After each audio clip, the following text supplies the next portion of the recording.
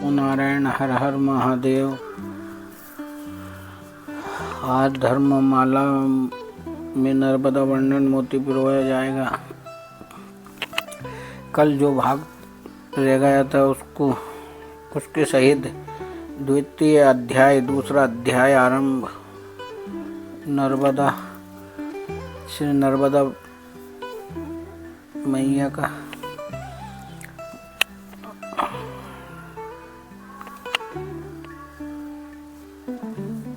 वर्णन है।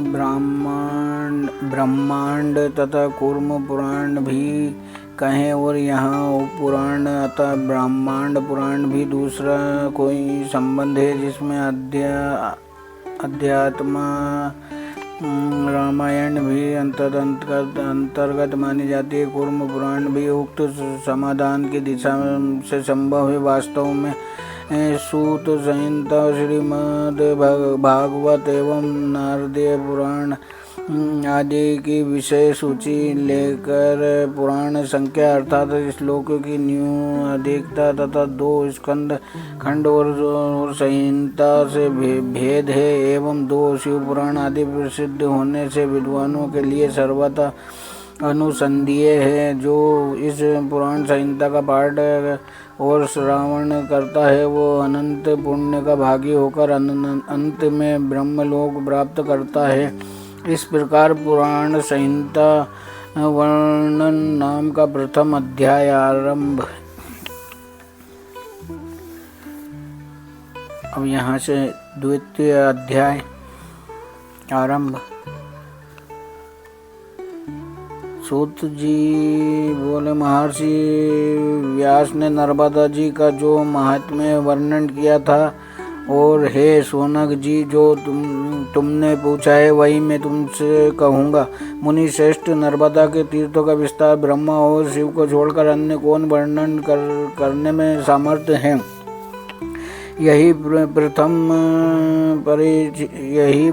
प्रश्न प्रथम परीक्षित पुत्र राजा जन्मेजय ने व्यास शिष्य वैशंपायन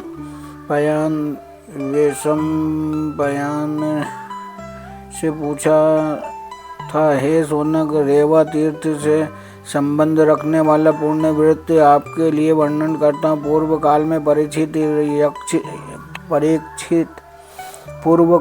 परीक्षित यज्ञ दीक्षा में दीक्षित हुए। तब यज्ञ कर्मों के आरंभ होने पर, हविष्य आदि द्रव्य संचित किए जाने पर तथा ब्राह्मणों के समासीन हो जाने पर, अग्नि का आह्वान किए जाने पर तथा सर्वत्र धर्म कथाओं की प्रवृत्ति होने पर, अहर्निश यज्ञ भूमि में जनों द्वारा हे कुलपति लीजिए भोग लगाइए इत्यादि शब्द सुने जाने पर और विनोदियों द्वारा विनोद परिहास करते हुए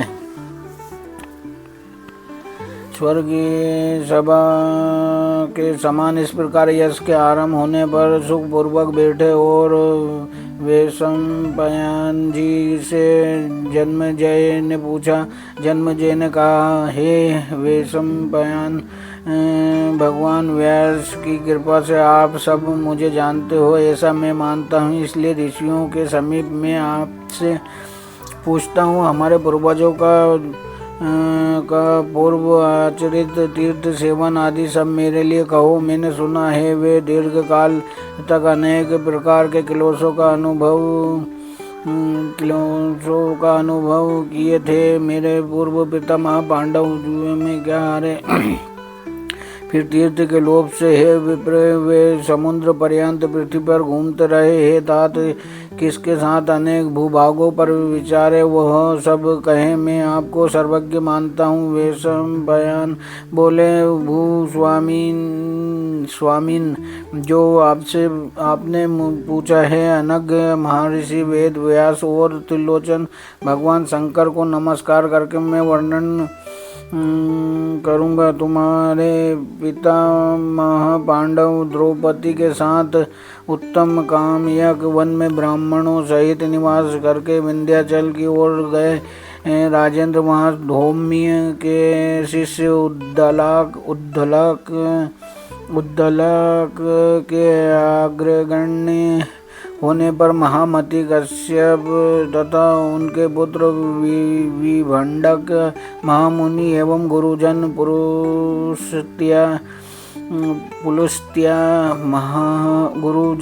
पुलुस्त्या लोमस जैसे और भी पुत्र पौत्र आदि सहित वे सब समस्त तीर्थों में स्नान करते हुए पहुँचे। वे वहाँ पवित्र आश्रमों का दर्शन करके सुंदर विपिन और मनोरम छटा का अवलोकन करते हुए विंध्याचल के वन में प्रविष्ट हुए, जो कि चंपा, कनेर, नागकेसर, पुन्ना, सुल्ताना, चंपा, मोरश्री, कचनार, अनार, पुष्पित, धवल, कहू, बिल्व, गुलाब, केतकी, कदम, आम, महुआ, नीम, नींबू, तेंदू, नारियल, केथा, खजूर, कटहल आदि नाना प्रकार के वृक्षों का गुल्म लताओं से युक्त पुष्प फल से परिपूरित कुबेर के उद्यान चैत्र रथ के समान था। वो अनेक सुंदर जलाशयों से पूर्ण था। कुमुदनी खंड में मंडित और नील, पीत, श्वेत, लाल कमलों से आच्छादित एवं हंस, कारंडव, चकवा, चकवी, आड़ी, काक, बगुलों की पंक्ति एवं कोकली आदि से सुशोभित था तथा सिंह, बाघ, शुकर, हाथी,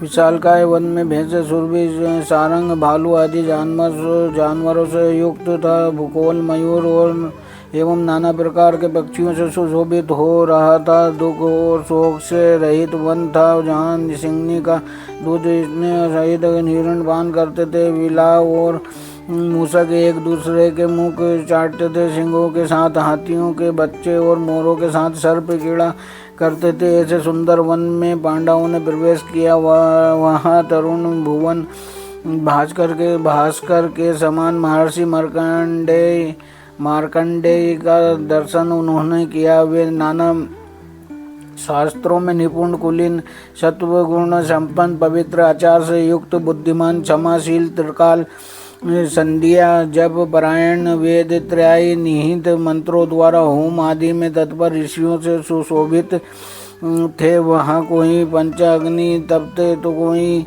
एकांत में स्थिर रहते थे। कुछ हाथों को ऊपर किए हुए की उपासना में रत थे। कुछ साय प्रातः भोजन करने वाले, कोई एकादशी को 12 दिन में, कोई पल में, कोई अमावस्या के दिन ही भोजन करते थे। कोई जल की काय खाकर रहते थे, कोई खली खाकर तो कोई पत्ते चबाकर। कोई नियत आहार करने वाले केवल आयु और जल,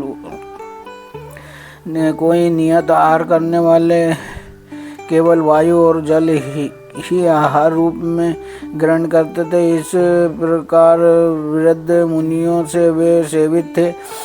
तब धर्मराज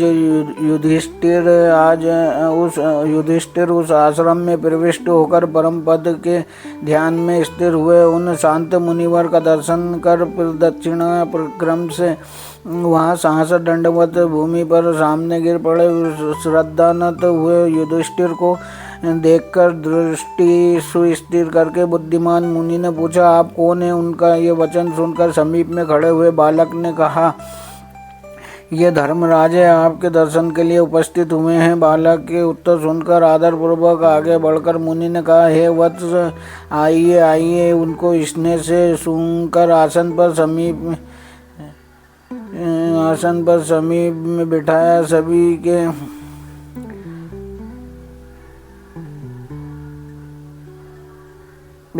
सभी के बैठने पर यथाविधि वन्न, अन्न, फल, कंद, मूल, फूल और अनेक रसों से ब्राह्मणों के सहित पांडवों का यथायोग सत्कार किया। 2 घड़ी विश्राम करके धर्मराज युधिष्ठिर कंठ पूर्वक मुनि से पूछने लगे, हे भगवान, संपूर्ण लोकों में आपको मैं दीर्घ आयु मानता हूँ। हे अनग, 7 कल्पों का वेदांत समग्र आप मुझसे कहें, सृष्टि के क्षीण हो जाने पर भी अर्थात स्थावर जंगम लोक का प्रलय हो जाने पर, हे विप्रेंद्र, आप क्यों और किस हेतु नष्ट नहीं हुए? हे मुनि, गंगा आदि समुद्र में मिलने वाली है जो सरिताएं थी, उनमें किनका प्रलय हुआ और कौन शेष रही? कौन पवित्र जल वाली नित्य सरिता है जिसका क्षय नहीं हुआ हो?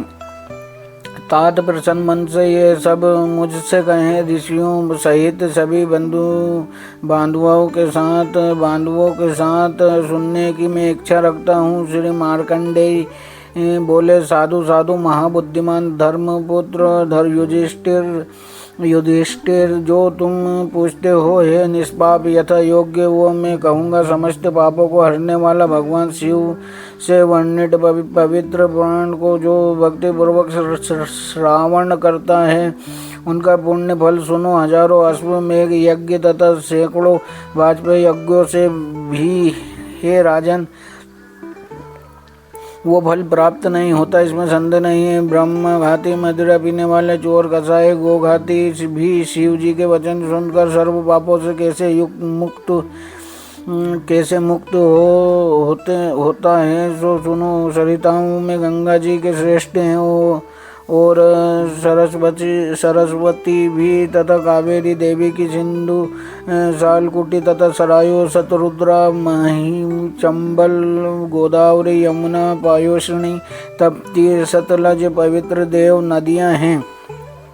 इनके अतिरिक्त और भी पाप हरने वाली नदियां कही जाती हैं, किंतु ये नृप श्रेष्ठ जो तुमने प्रश्न किया है वो कहता हूँ। प्रत्येक कल्प में सभी सरिताएं क्या समुद्र भी क्षीण हो जाते हैं, किंतु सप्त कल्प क्षीण होने पर भी न मृता, इससे जिसे नर्मदा कहा जाता है। राजेंद्र, नदियों में सर्वोत्तम ये एक ही नर्मदा सदा विद्यमान रहती है। महाभाग मुनि वृंद, वंदनीय जलपूर्ण गंगा आदि अन्य सभी नदियां क्षीण हुई, किंतु प्रथम कल्प में देवी नर्मदा को मैंने विद्यमान देखा है। अनग,